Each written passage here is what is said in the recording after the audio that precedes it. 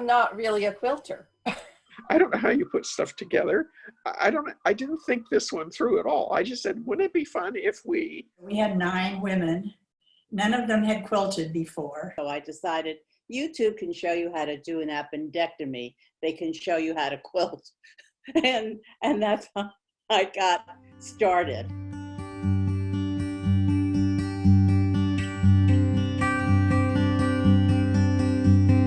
The collaborative quilt project came about, I think, a few different ways. I had heard from Vista Del Monte in Santa Barbara that they had residents there who had decided to use up yarn that they had. Knitters always have leftover yarn. Wouldn't it be fun if people just knit 6-inch squares and then we would put them together and make them into an afghan or something? Immediately I said, oh wow, that sounds amazing, what a great idea. And then I think a couple other people heard. The next thing you know, we've got this whole, wouldn't it be great if all 10 front porch communities could do a collaborative quilt? And so the whole project was born. Julie called me and said she had heard about our mask project. She said, well, since you did that with the mask, could you organize a quilt?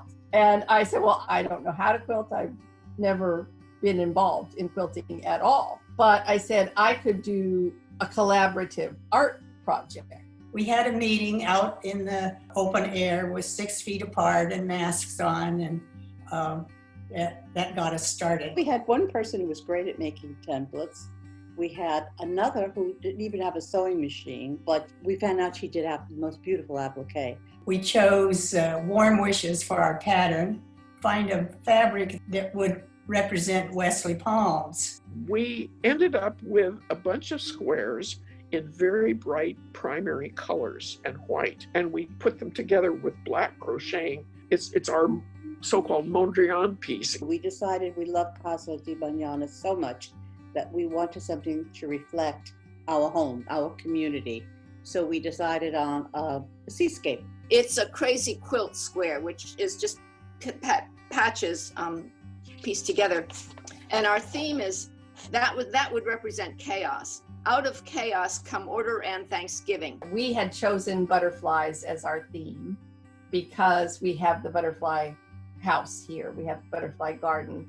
And to me, they look like freedom, and they kind of remind me of ballerinas dancing in the air and the wind.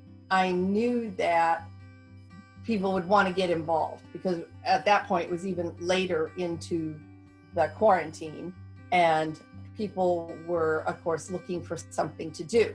Part of the reason that we moved here is because there's a very organization and feeling here, and people are very involved with each other. So if you say, we have a project, we need some help, there'll be people there. They'll be lining up. So people started knitting and people started coming up and saying, well, Mary, here's some squares I've made and stuff like that. As the pandemic wore on, we ended up at a meeting once and spreading them all out. And we looked at all these and we were amazed to find that we had 50 or 60 now. When this all started happening, I started making a lot of calls to a lot of the residents who've been artists in our shows, and I was super happy that so many of them were really doing well. And I really do attribute that to the fact that they were creating. You can get so involved in watching the news every day and thinking about how horrible things are that you need something to take your mind away. It seems like we were all jolly and thought this was all going to be over in a couple of weeks, and now it's grinding on. And this whole project for me has been about the process of what we're doing rather than the product. It just made me realize that how much a project does for people. While you're working on your individual piece, you're thinking about the other people and how are these going to go together and what's my obligation to the group. One of the quilters said to me, what are we going to do when this project is over? I said, don't worry, we'll find something else, because it was the highlight really of our day, of our week, of our months. People of my age, I'm 85, We're the people who grew up in the 30s, and certainly then came along World War II, when everybody had to give up something, and we all had rationing, and we all did without. So I guess this period of time in our lives here has resonated with me. You didn't have a lot of resources, but you made your fun however you could. For this Creating Meaning exhibition, what I really want is for people to come in and kind of be blown away. Like these seniors, these residents who have gone through so much and who have had so little for so long this year, that they still, persevered. They went to their kitchen table and they went to their desk and they got on a Zoom call and they pulled out this little milagros and did some hand sewing. There are people that are saying, I didn't think I could do that anymore.